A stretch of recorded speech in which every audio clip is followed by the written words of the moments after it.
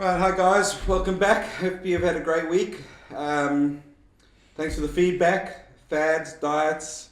It's all a bit of confusing out there at the moment. And this week we're going to go through, which hopefully a lot of you people might have been doing when you started looking at the beginning of the year. I want to change things, and that's goal setting, accountability. How do I go about that? Because a lot of people at the moment now, unfortunately, a lot of people are feeling the strain. You know that the cabbage diet is getting a bit boring. They finding it a bit harder to do 4 or 5 days exercise a week.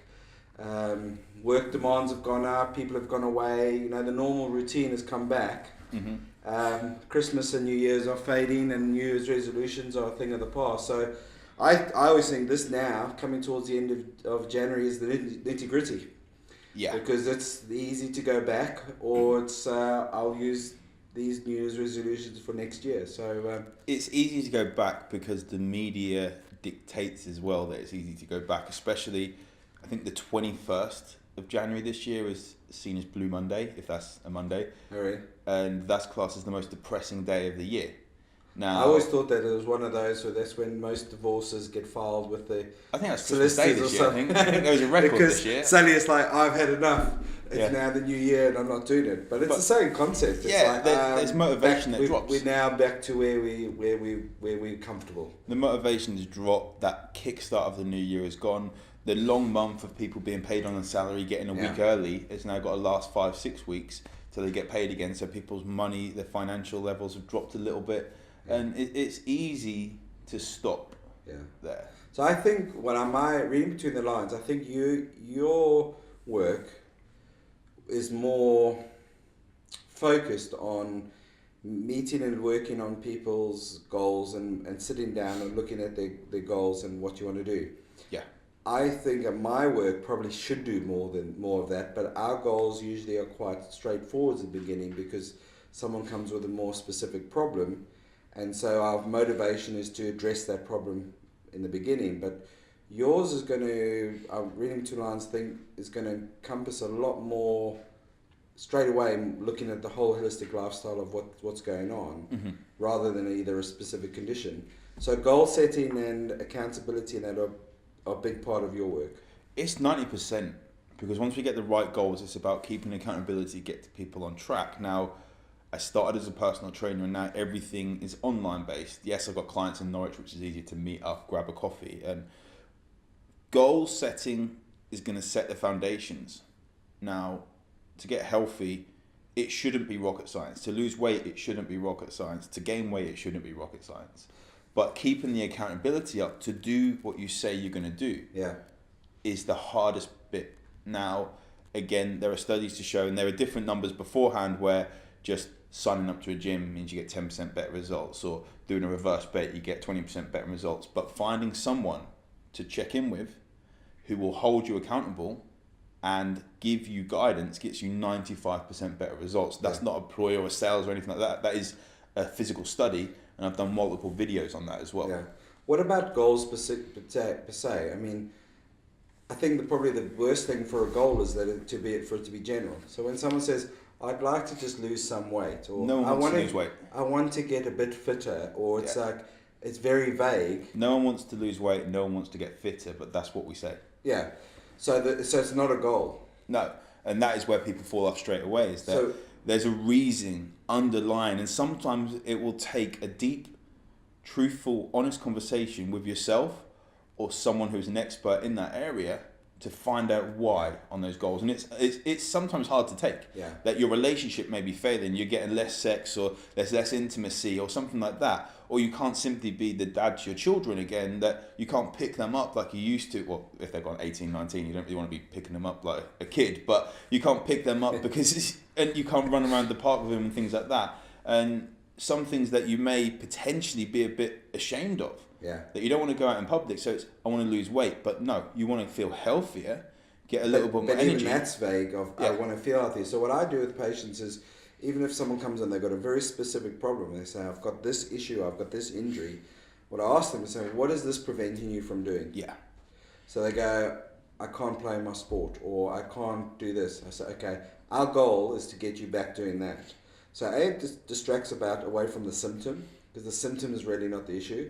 It's looking at what would motivate us to do this right, so we can get back to normal function. So we're looking at the function side of things. But it's the goal. If someone says, "I just want to be out of pain," so we'll take a strong painkiller. We can't work against morphine, but you don't really function too well if you're taking morphine all the time. Yeah. So I think it's goal setting. Number one, it's got to be the why, and being specific. And not just asking why once. I will ask a client or potential client why about 4 or 5 times. Yeah. I want to lose weight. Why? Because So I the want my first clothes answer to is fit better. usually not the Why? why. Because I want to get more confidence. Why? Because I want my relationship to be better. I want my wife to look at me like she did when we actually got married 10 years ago, Yeah. and so on. And then you get to that real deep thing, and people have cried, and I don't say that in a proud way. People have cried. People have cried because they start understanding. Is it when you got them in the headlock and Yeah, start crying? just going for it. That's why I work online actually, so I can't actually do It's that. safer. Yeah, it's safer for the client.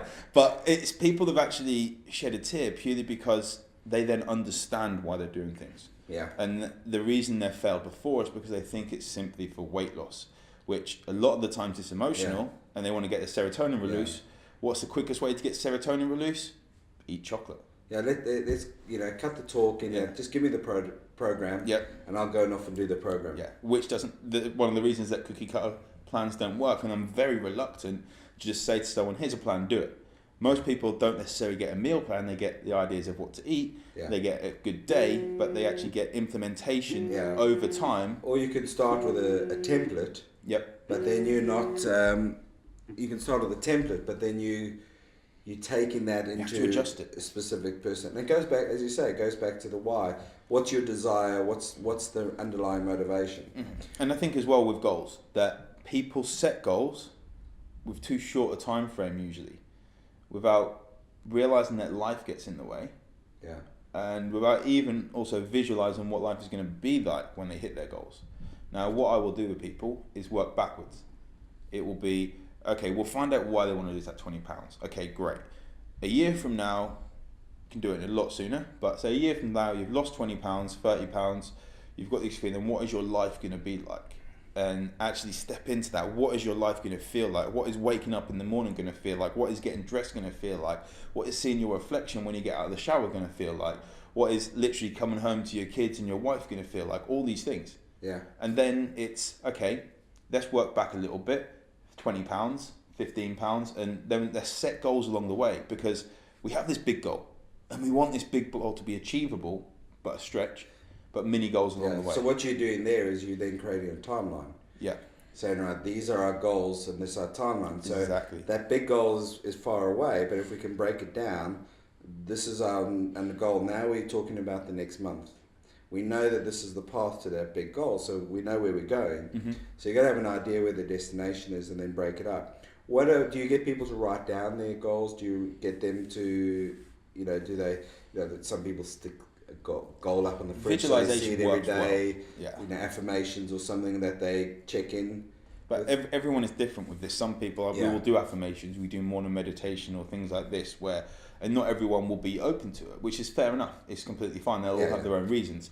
But being that person already, having that morning meditation or affirmation as to what your life feels like regularly, really helps. And it's also knowing that sometimes we have to keep ourselves accountable as well. Because no matter how good a coach I am, no matter how good a coach anyone is, they're not going to be there 100% of the time. And they need to make sure that, they've got accountability because of the fact that they've invested in something elsewhere. So they've paid me or they've done a reverse bet, that they don't go to the restaurant and order every single side. Because there's a lot of that. I think it's SMART, or you make your goals SMART, so it's being specific and measured and all that. And one of the interesting ones there is accountability. And it's great if you've got a coach, but you can still extend that accountability to a spouse, it's hard to be accountable. It sounds stupid, isn't it? But it's hard to be accountable to yourself because we can give ourselves a lot of BS. Yeah, a lot. We can manipulate ourselves so better than we can manipulate someone else. But when someone else turns around and says, "Wait, hang on, you asked me to highlight this habit or this goal, or just checking in. How's that going? Show me what you've been doing or something. Then you know that that's coming. It's a lot easier, and that's why I think a lot of people go for the protocols or the weight loss programs. So they meet every week because they like that accountability. But that accountability can come from different sources. What I've actually found, surprising as it is, over the years, that being accountable to your spouse is pretty much the same as being accountable to yourself. Yeah. Because we will make up lies, not in a nasty way, or we will make up exceptions of why it's okay. However, when you want to invest in someone else, it's usually your spouse that is the first person to say that's a waste of money, which is kind of ironic in that way. Yeah. Because they don't understand how you truly feel, which is a hard conversation to have. Well, and I think have also how you truly feel. Sometimes we protect our spouse, or we don't. There's too much vested interest. If it's a conversation, there's emotional seesaw in there, and usually you don't want to be too vulnerable. Yeah, we get this conversation where, I'm feeling a bit unconfident in our relationship, and I want more intimacy, and don't be silly, and all this sort of stuff. Or unfortunately, you worry that it comes across as that you're having to go at them, where you actually you're trying to be accountable to yourself, saying, "Listen, I need to this." But I think it's important to that inner circle to say, "This is what I'm doing. I do need your support." Yeah, they need to know what doesn't mean you're they doing. have to be the source of the accountability. Or you might find that you're that. It is very individual. But that accountability, I think, with speaking with you, since especially before we've done the podcast, but since, that accountability is a big one. I believe it's crucial for whatever it is, whether it's you've booked an event that you've got to get ready for. Yeah. Fighters are a big one. And I say this because I've recently taken on a couple of people. One lady, she's 19 and tipped to be in the UFC, but I put up a post, and one of the reasons why I don't really love before and after pictures, because there was a post of my client Jack, 5 weeks, lost 16 kilos, looks amazing. The transformation you'd expect in about 4 months, 5 months. Yeah. But it was extreme, but he knows he's got a weigh-in date here, he's currently here, and got 16 kilos to lose. Yeah. He does everything possible to get there, which is not sustainable, but because he's got that date, he will do everything to get there. If he's not got a fight, he'll go back up to 90 odd kilos. And we touched on before, a lot of people get hooked in and saying, I need to do that. But when you're dealing with athletes, they're not doing it's different mentality as well. But also they're not doing the same thing all year round. Yeah. Where most people are looking, I want to feel good and be healthy all year round. An athlete is like a racehorse, or they're primed to peak then, and then after that they're done. But look at my bodybuilding before. Yeah. Like 2012 was my last year, and I think there's 3 or 4 shows I'd done whilst you were adjusting me, and it was down to a certain body fat level. 2-3 weeks later, you're back up to functional levels again. So when we look at the athletes and we look at that for inspiration, we've got to be wary that their goals and their goal setting is totally different. It's not health. Their performance, and that's the thing. It's the Unplugged Health series. It's really about the message of people are going, what's the goal for your health, rather than, now if you are an elite athlete, your goals are going to follow along those lines. Oh yeah. But they're not necessarily health goals, they are performance goals. And so goal setting can be applied to anything. If we could, you've got an exams coming up, or how do I manage my finances, they're all the same. It's just a tool to go. But at this time of year, a lot of people are flagging, probably because they haven't set goals properly. Yeah. They've been too general, and now the routine is taken over. So how can we write that at this time of year? I think, again, it's the reason that people fail is because they don't do the 2 things which I 100%. I'm going to say it because of the fact that I am a coach and I'm a health and accountability coach. But the first thing is not being specific about specifics. So we say it's weight loss, not because they've got a problem in their relationship or confidence that they want to fix. Yeah. And the second one is investment. People don't invest in them because, and it's fine to do it a few times, that you say, I want to do this myself, and I 100% get that. I've done that before.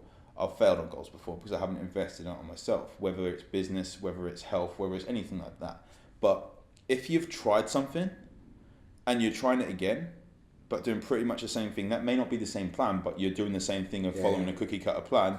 Einstein, Einstein's definition Was that of Einstein's yeah, brother? yeah. It was the unfamous one, the one the parents were not proud of. But Einstein's Einstein's definition of insanity, we'll get there, was doing the same thing over and over and expecting different results, and that is key to actually being successful. Is doing something different. And when people have failed, failure is part of success. It's a lesson. And when they fail, they don't then break it down and why they failed. So they then go back to the same program thinking, I failed the program, rather than something was amiss. So yes, go back to the program, but now do it differently, or go with a different game plan. But if you're going back to the same, the likelihood of the failure, is going to be high. Yeah. And I say that as well, and I think it's important to say that I'm not saying accountability because of what I do or anything, because not every single person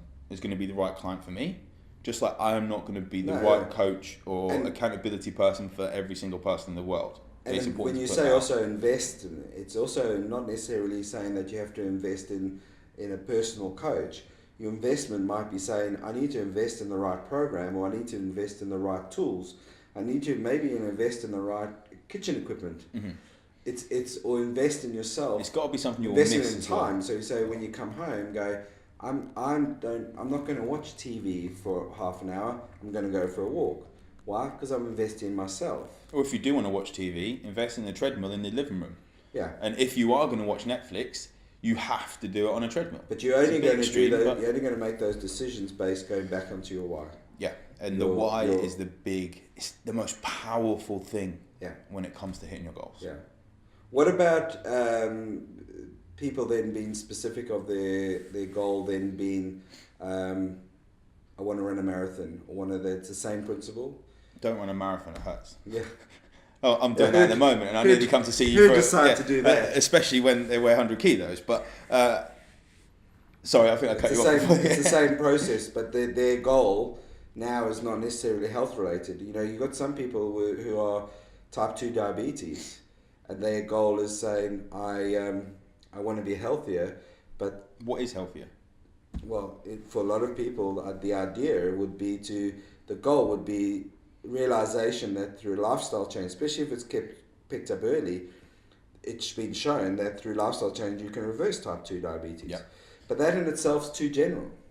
If we talk going back to that, so if you're on say 2 bits of medication a day, healthier might be getting down to 1 and then getting down to 0. Yeah. But and it's then the same look process, to lose a little bit. It's the same process of breaking it down. The type 2 diabetes and getting the goal specific, but the why eventually may well not be. You're not talking about type 2 diabetes. Yeah, and that's where we need to kind of like take those blinkers off to actually look at the wider frame, the wider picture as such, to see what those goals actually are. Because type 2 diabetes, the specific lifestyle changes are probably going to get you weight loss. It's probably weight gain that's actually been there. Yeah. But the underlying reasons might be something psychological as to why you were eating too much in the first place, and insecurity. And we need to actually look at that fact. It's just like people go through alcohol, and it's essentially a sedative. Alcohol's okay in moderation, but if you're drinking it every single night because you have to, there's another underlying reason we need to look at. But that's going in a complete different direction. So last thing with goal setting, what about the differences between fear and gain? So a lot of people are motivated by fear. Mm-hmm. I don't want to go there, or motivated by carrot and the stick. I want to go there. Some people use fear as a motivating factor. Okay. Some people move gain as a motivating factor. What are your thoughts on that? So as in, they don't want to be fat and they want to get a 6-pack. That's really generalizing. If I carry on the way I'm doing, I'm going to be ill. I'm going to die of a heart attack. Okay. If I change things, I'm going to become. I'm going to have the physique of Arnold Schwarzenegger. Again, everything's down to the individual. I think it's finding out those people closest to you, and if it's I'm going to carry on doing what it's easier to hide this stuff. And as harsh as it sounds, a lot of people have to go to that place of fear in order to go back. Or is it that Tony Robbins says the pain of staying the same has to be greater than the pain of change for anything to happen? Yeah, because change is difficult. Yeah, change is difficult. That's my point. So some people will be motivated by fear, but they'll take them so far. But some people have to have that. It's horrible. Some people have to have that heart attack to change. Yeah. And Unfortunately, some people don't. And some people don't get that chance to change once they've had that heart attack. Yeah. Some people don't. They generally say 40% of heart attacks, the first sign of a heart issue is death, which is it's pretty crappy stat to wait for to then get a wake up call. But that is the reality of it. But there are a lot of signs. Not to finish on that note, but there are a lot of signs before these heart attacks come, and it's about taking ownership and not just being ignorant to the fact that you've got some health issues. And the more we bury our head in the sand, the worse it's going to get with anything, not just health, with anything. And the more open we can be about talking about it. And again, I just speak to people as well. I'm very open on social media. If people drop me a message, I will reply and explain that you've listened to the podcast, you've got this issue. I'm not just going to go and say, buy my stuff, because again, it's not going to be the right fit. But if I can help you, and drop us a message, because we're here and we wouldn't be putting this stuff out, this content out, and spending our time to put this out if we didn't want to help. We want to make sure it adds value. Yeah, and even if it's a case of forwarding on different resources, or have you spoken to or thought of this person's work, this is an area that of interest would be, that's the goal, is to be a resource rather than just what we do. So, goal setting, anything you want to change in life, it's got to start with a why. It's got to be written down. It's got to be accountable, and we've got to keep going back to it, and then modify it, because your goals will change. Exactly. And also have goals after the goals. You just don't just step there. So if you climb Everest, you still got to get down. Yeah, Once Tottenham Hotspur scored 2 goals, they're always going for the next goal, you see. They're not going to win the league, though. Ole Gunnar Solskjaer is back. On that note. The great rescuer. Right, on that note, have a great week. Thanks very much for your time, as always. How do you go about goal setting? Do you use, tree diagrams? Do you use mind maps? Send us some information. This is also about interaction, and we'd love to hear your thoughts. Until next time, have a great week, and keep up the feedback. Much appreciated. Thank you. Take care.